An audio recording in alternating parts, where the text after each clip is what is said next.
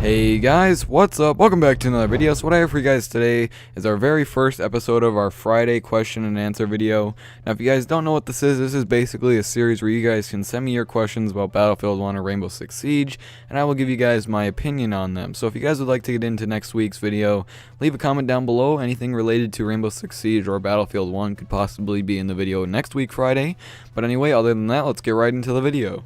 So first question is coming from Koala742. He would like to know, could you do a top 5 clip submissions thing for Rainbow Six Siege? Now this was asked a lot last video, in the Q&A I should say, and this is something that I've been thinking about doing for a long time. It's just not really my thing though. I would like to just stick to doing like trick videos, hiding spots, glitches, stuff like that, and some gameplays once I do figure that out.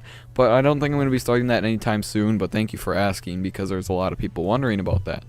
X the Hippo X asks, a flashlight attachment that is capable of blinding enemies and an option to cut the power cables of a map to turn off all the lights, which can make the gunfire more interesting and make the flashlights useful. Now this is something that I've kind of seen a lot. There are some people who are suggesting this kind of as an idea video when I did that. Now this is something that could be kind of interesting in the game. There's a lot of things where I've seen where people have wanted like lights you can put on the ground, that if an enemy were to walk down it, they'd be blind when they're looking down the hallway. If you guys have ever had someone shine a light at you at nighttime and you can't see them and all that you can see is the light, I think they're thinking something like that, and I think that'd be a kind of useless gadget, to be honest, just because if they don't come down that certain hallway, you're gonna have to either pick it up and move it, or you'll just have to leave it there and not use it at all. So I think it's very situational depending on how many of these lights you actually got, and I don't think it would be really that useful as long as you couldn't cut the power. Now if you could turn off the lights and make it dark, then that'd maybe not even be useful at all, because they'd obviously see where the light's coming from, not go down that hallway, find another way or something like that. But if you could not cut the power and it was just like it is, but they did add the light where it would blind you, that could be kind of something interesting. Or another thing that I saw a lot of was an attachment that can either allow you to see in the dark if you can cut the power, or just in a thing that would blind you if you have it like on your pistol. So like you'd attach this flashlight anywhere you shine it, and any enemy you see with it, if they look at you, they're going to be blinded. Now this is something that I think would be pretty OP. Now if you wanted to, all you'd have to do is run around with this flashlight and your pistol on it, and anytime anyone looked at you, they would just be blind. You can just come up and kill them. So I don't think that would work. I think they'd have to figure it out, a way to make it so that you can kind of see but you're not totally blind. Like if we're talking flashbang blind, then I don't think that would really be a good idea for this game. I think that'd just be overly OP. But if it was something like where you can see around the edges and stuff at least, or you can kind of see the person, I think that might be okay. Maybe you're just like a little bit blinded by the light. Sync Gotham asks, do you think they should buff the Lord Tachanka? Now this is something that I've seen a lot. If you guys remember the gameplay I did for Favela, that was the early leaked gameplay, that was what's on the screen. A lot of people wanted to see him get buffed. Now the thing I have with him is, how are they going to buff him? Like what could they possibly do to him to make him more powerful? I think the main thing that I've seen a lot of people have asked is for his helmet to become so that you cannot get headshots on him, so it's like a kind of protective little thing so that all you can do is shoot body shots.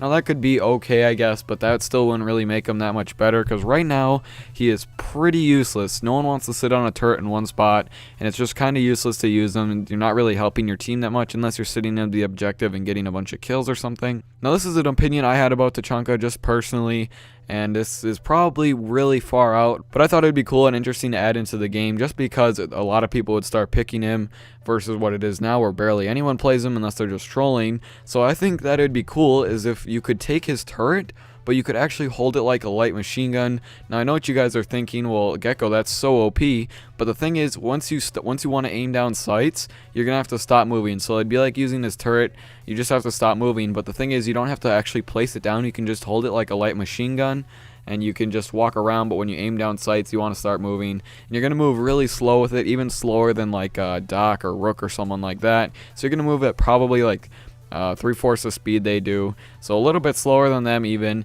And when you start sprinting forward, or not sprinting but like as fast as you can move, sprinting I guess would be the term, the hip fire is going to be absolutely horrible on it. So it's going to make you not want to hip fire, but you'll still get the advantage of being able to move around without having to place it down and pick it up and then keep moving places to place.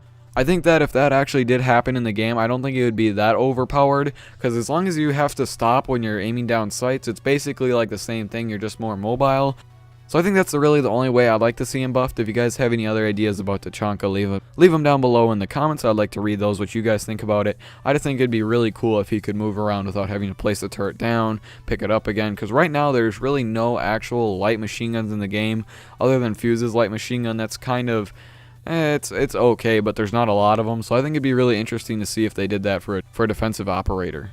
But anyway, while we're on the topic of Tachanka, Enrique Chavez wants to know, what do you think of Tachanka getting buffed where he is allowed to shoot through castle barricades? Now this is something that I think would be kind of useless because you're just shooting your own team's defenses for one, and for two, no one really uses castle right now. I would say the meta is not near to where he's really that good. I don't see many people picking him. I mean, I see it occasionally where people pick him on defense, but right now there's just better operators that you could choose versus castle, so I don't see that many people actually picking him. So I don't know really why you'd want that, especially since you're just ruining your own team's barricades. Doesn't really make sense, but that could still be something that would help him get buffed. Imported Babies wants to know, do you think that there should be an offensive defensive operator that can lay down ammo bags for the teammates to resupply on ammo and gadgets, or even just some ammo bags implemented into the maps for players to resupply if needed? Now this is something that I actually wanted to see in the game. This was going to be in my ideas video, but I figured I already had enough ideas in there, so I didn't put it in there. But I think this would be something that would be kind of interesting. Now I think it would have to be accessible by the offensive and defensive characters, just because if you just give the defense the ability to pick up more gadgets and stuff, I would not want to see that because that would be too OP. But as long as they're just getting ammo, I think that'd be okay, but you just got to make sure that the offensive operators can get to the ammo too. Now, some of you guys might be like, well, you already start off with enough ammo, but there's times where if you're trying to shoot people through walls and stuff like that and you're just blowing a ton of ammo, then you could sometimes use a little bit extra ammo. So I think that'd be a really cool idea. I think it should be a character though. Although I think if that was a character, they'd have to figure out something more than just placing down ammo. He might be able to place down more ammo, but then he gets a little bit more maybe he gets more ammo when he starts off instead of getting like a clip of 30 and starting off with 180, so he'd have 210. Maybe he gets like he starts off with 210 and then gets 240 or something. I still don't think that'd be enough to pick him as an operator, so I think they'd have to figure out something else where he could become a better operator. The last question for today, Whirlpool Gaming asks, in Battlefield 1, so you think they should buff the medic so more people play as him? Now, in my personal experience, I personally like playing as medic because he had the semi-automatic rifles, and that's what I liked playing as. I think I saw a pretty good amount of people playing him.